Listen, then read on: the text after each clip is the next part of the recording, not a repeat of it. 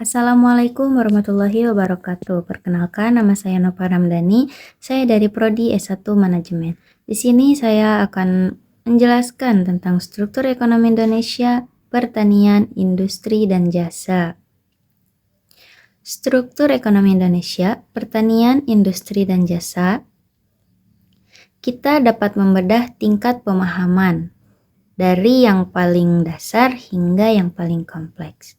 Nah, fokus utamanya adalah pengenalan fakta dasar mengenai struktur ekonomi Indonesia. Aktivitas menyebutkan definisi sektor pertanian, industri, dan jasa. Contoh, mengidentifikasi bahwa sektor pertanian adalah penyumbang lapangan kerja yang besar, sementara sektor industri, pengolahan adalah penopang ekspor utama, mengetahui data PDB sektoral yang dirilis oleh Badan Pusat Statistik. Nah, pada kemampuan menjelaskan konsep dan hubungan antar sektor dalam ekonomi, aktivitas menjelaskan proses transformasi ekonomi dari dominasi agraris menuju industrialisasi. Contoh, menginterpretasikan mengapa kontribusi sektor pertanian terhadap PDB cenderung menurun dibandingkan sektor jasa dan industri seiring dengan pertumbuhan ekonomi nasional. Menggunakan konsep ekonomi untuk situasi atau data concrete, aktivitas menggunakan data pertumbuhan ekonomi untuk menghitung kontribusi masing-masing sektor terhadap PDB. Contoh, menganalisis bagaimana kebijakan hilirisasi industri, misalnya pada nikel, memengaruhi pertumbuhan sektor industri, pengolahan, dan dampaknya terhadap neraca perdagangan. Membedah struktur ekonomi menjadi bagian-bagian lebih kecil untuk melihat hubungan sebab akibat. Aktivitas membandingkan efisiensi sektor pertanian dengan sektor jasa di Indonesia.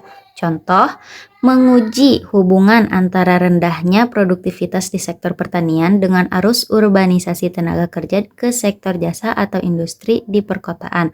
Mengkritisi rapuhnya struktur ekonomi jika sektor industri belum mampu menyerap tenaga kerja yang keluar dari sektor pertanian secara optimal.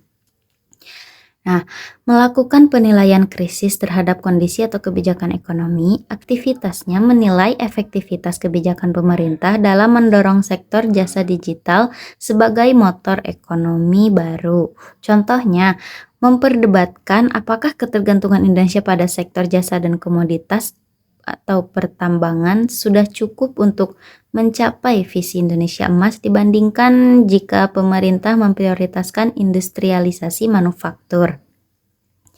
Tingkat tertinggi yaitu menyusun kerangka baru atau memberikan solusi kreatif. Aktivitas merumuskan model atau strategi ekonomi baru untuk Indonesia. Contohnya merancang model integrasi agroindustri 4.0 di mana teknologi digital atau sektor jasa digunakan untuk memodernisasi pertanian yang kemudian menjadi bahan baku bagi industri pengolahan bernilai tambah tinggi. Ini menciptakan sinergi baru antar ketiga sektor tersebut. Mungkin cukup sekian penjelasan dari saya. Wassalamualaikum warahmatullahi wabarakatuh.